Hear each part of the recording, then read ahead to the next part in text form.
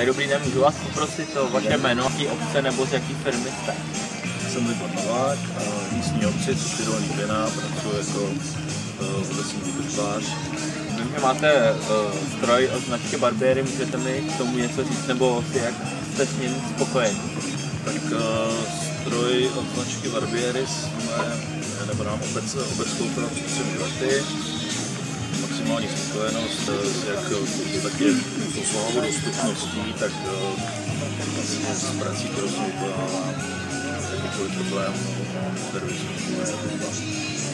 A ještě říkal jste, že teda vahová dostupnost se vám líbí, takže předpokládám, že to máte v nějakých svažitých terénech než nějakých, dejme tomu, pro nějaké větší plochy, takže řekněme kolem řeky, rybníka a podobně. Tady je vlastně obcí protéká potok, protože veškerá držba těch svahů, které přiléhají k tomu potoku, tak vlastně jsme závislí na právě těchto strojích. A protože bychom to všechno dělali ručně, všude řezama, to je skutečná úspora práce. Takže skoro práce a předpokládám hlavně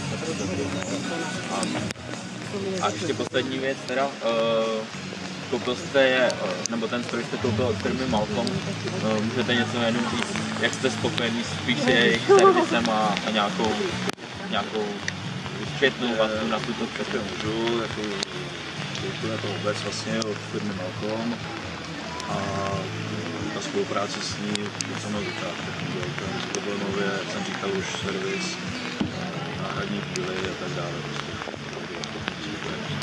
Děkuju moc. A ať slouží dál.